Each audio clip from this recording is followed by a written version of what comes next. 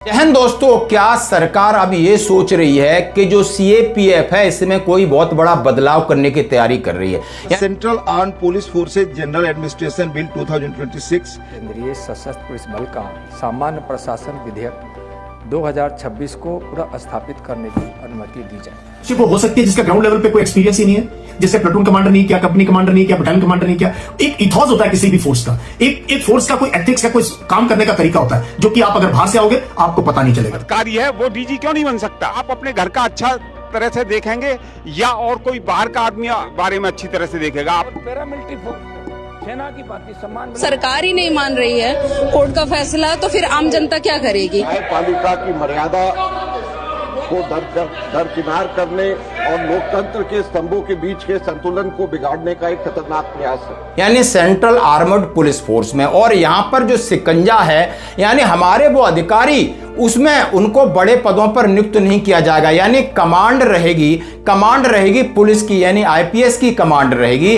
और चाहे सेना है चाहे पैरामिलिट्री फोर्सेस है, यानी सैनिक और अर्धसैनिक बलों के आज ऐसे वक्त खराब आ गया है कि इनके ऊपर कमांड आईएएस और आईपीएस कर रहे हैं। मैं क्यों कह रहा हूं? क्योंकि सेना के अंदर सेना के अधिकारी सिर्फ लड़ने तक की प्लानिंग कर सकते हैं, शहीद होने तक की प्लानिंग कर सकते हैं, यानी डिजास्टर मैनेजमेंट की प्लानिंग कर सकते हैं। वो अपने प्रमोशन की प्लानिंग नहीं कर सकते, पे एंड अलाउंसेस की प्लानिंग नहीं कर सकते, अपनी पोस्टिंग की प्लानिंग नहीं कर सकते और अपने वेलफेयर की प्लानिंग नहीं कर सकते, क्योंकि उनके वेलफेयर और सारी चीज़ें हमारे आईएएस के कंट्रोल में होती हैं, जैसा आप देख सकते हो, सुन सकते हो, समझ सकते हो।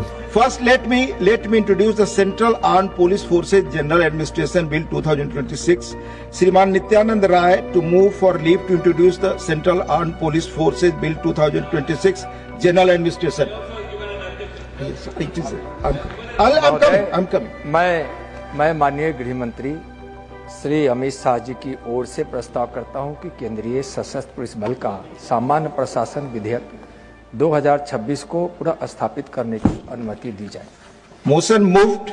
Now there are 6 amendment, 6 notices given by श्रीमान।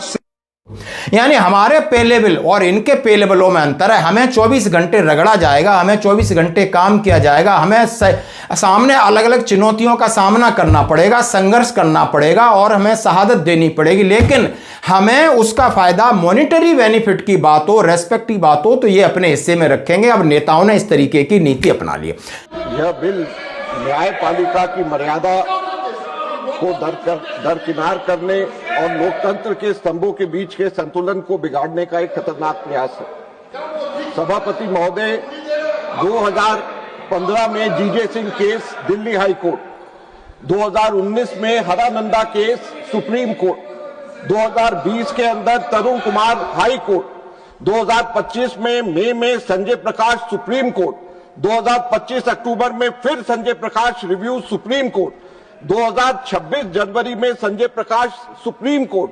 ये 6 जजमेंट्स एक के बाद एक लगातार आर्टिकल 14 और आर्टिकल 16 के वायलेशन के हिसाब से Delhi high court, supreme court ने बार बार ये कहा कि इन ऑफिसर्स के साथ में अन्याय हो रहा है। और ये बिल जो लेकर के आया जा रहा है, सेक्शन 3 इस बिल का, नॉट विद स्टैंडिंग जो वर्ड यूज करा है कि किसी भी रूल के अंदर, किसी भी जजमेंट के अंदर कुछ भी आया हो तो नॉट विद स्टैंडिंग, ये गैर कानूनी है, बेसिक स्ट्रक्चर के कॉन्स्टिट्यूशन के खिलाफ है, इसलिए हम लोग इसको अपोज करते हैं। दूसरा, सभापति महोदय, ये सबसे महत्वपूर्ण है, फाइनेंशियल मेमोरेंडम में कहा गया है कि कोई खर्चा नहीं होगा। यह भी गलत है, क्योंकि अप्रैल 2019 के अंदर नोटिफिकेशन हुआ है। सर एक मिनट सर, ये टेक्निकल ब्रीफ सर, अप्रैल 2019 में सरकार ने नोटिफिकेशन किया और वो नोटिफिकेशन के वजह से फाइनेंशियल इसमें खर्चा होगा।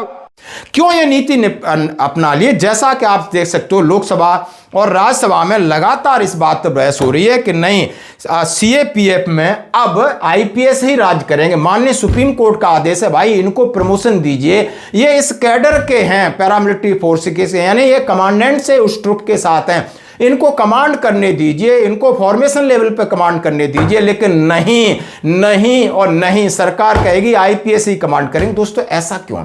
ऐसा क्यों है? सरकार के मन में क्या है? क्या सरकार कहीं बहुत बड़े बदलाव करने जा रही? आखिर उनको आईपीएस का काम है, वो पुलिस है भाई, आईपीएस पुलिस है, वो अपना डिपार्टमेंट नहीं संभाल पा रही। वहां पर इतना भ्रष्टाचार फैला हुआ है, वहां पर आप समझ सकते हो किस तरह की अव्यवस्था फैली हुई है। और ये सैनिक हैं, अर्धसैनिक हैं, लेकिन सैनिक हैं, इनकी कमांड उन्हीं के हाथों में होनी चाहिए जो कि उनके लिए साथ जीने मरने के लिए खड़े हैं। दोस्तों, तो आपकी क्या है राय? हमारे मेजर जनरल मौर्य साहब किस तरीके से कह रहे हैं कि पुलिस का काम फौज नहीं कर सकती, ये बॉर्डर पर लड़ने के लिए इनकी ट्रेनिंग नहीं है, ये शहादत नहीं जान सकते, ये अलग अलग कंडीशन में कैसे रहना है वो नहीं जान सकते, वो अपने जवानों का दुख दर्द नहीं जान सकते। आखिर क्यों सरकार जबरदस्ती थोप रही? और ये सरकार माननीय सुप्रीम कोर्ट के आदेश को भी तिलांजलि दे रही है। और वहां पर अधिकारी और जवानों की जो वाइफ है वो कह रहे हैं हमारे संघर्ष को कम किया जा रहा है। ये सारी की सारी फोर्सेस मैंने आपको बताई है, they are quite close to, they work with the army also. और ये जंगल्स में भी है, ये हाई एल्टीट्यूड में भी है, ये बॉर्डर के ऊपर भी ड्यूटी देते हैं, और ये एक्टिवली सीआई में भी है, इलेक्शन ड्यूटी में भी काम करते हैं। देश में कहीं कोई दंगा फसाद कुछ हो जाए तो आप देखते हो सीआरपीएफ बीएसएफ इनकी डिप्लॉयमेंट हो जाती है। सो इनका टास्क बहुत डिफिकल्ट है। नॉर्मल आईपीएस जो है वो पुलिसिंग थाने से उसका काम स्टार्ट होता है, वो पुलिसिंग का काम करता है, लॉ एंड ऑर्डर का काम करता है, वो जो है स्टेट एडमिनिस्ट्रेशन के साथ मिलकर अपने काडर में काम करता है, जबकि दोनों का टोटली डिफरेंट काम है। जो आईपीएस ऑफिसर आते हैं वो सीधा पैराशूट होके आते हैं, यानी कि ना कंपनी कमांडर करते हैं, ना सीओ का रोल करते हैं, ना ही इन ऑपरेशंस में एक्टिवली इन्वॉल्व होते हैं। उनको ग्राउंड रियलिटी का कोई पता ही नहीं। जब तक वो आते हैं डेपुटेशन पे, 1 साल तो लगता है किसी चीज को समझने में, और तब तक उनका टेन्योर पूरा होने होता है, वो डेपुटेशन में वापस सेंटर में या किसी और ऑर्गेनाइजेशन में चले जाते हैं। तो दूसरी, क्योंकि एक कहीं ना कहीं मेरा पर्सनल एक्सपीरियंस है, मैंने इनके साथ काम किया है, तो अब ये बताओ मुझे कि जिस फोर्स का इतना काम है नेशनल सिक्योरिटी को लेके, काउंटर इंसर्जेंसी से बॉर्डर मैनेजमेंट, रॉयट से लेके इलेक्शन कराना, उसको लेके, तो क्या उसमें लीडरशिप हो सकती है जिसका ग्राउंड लेवल पे कोई एक्सपीरियंस ही नहीं है, जिससे प्लेटून कमांडर नहीं किया, कंपनी कमांडर नहीं किया, बटालियन कमांडर नहीं किया?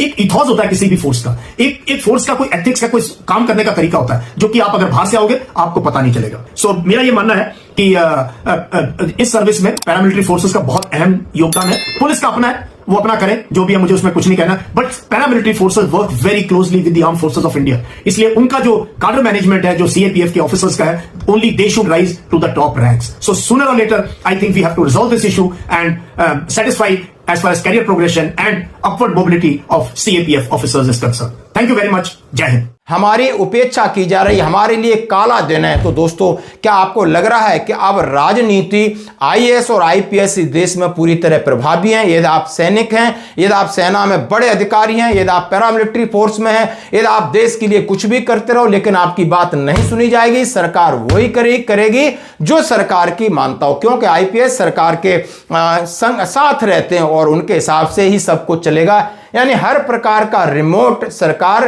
किसी न किसी तरीके से डायरेक्टली इनडायरेक्टली अपने पास रखना चाहती है। तो आप इसके ऊपर अपनी प्रतिक्रिया जरूर देना है। धन्यवाद। This bill is an attempt to nullify the Supreme Court very historical judgment, sir. Earlier, the affected CAPF have approached the Supreme Court and it has given a judgment in favor of them that the deputation of IPS officers in the CAPF will be reduced within 2 years and everything will be go off. The union government again filed a review petition and again it was dismissed and the court reaffirmed it.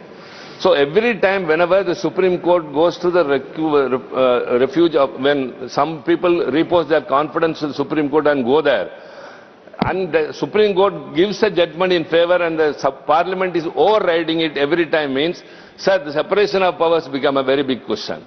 So where can we go for? So we object in the Parliament. So when you are superseding the judgment of a Supreme Court, we as members of Parliament from the opposition side oppose the introduction of the bill.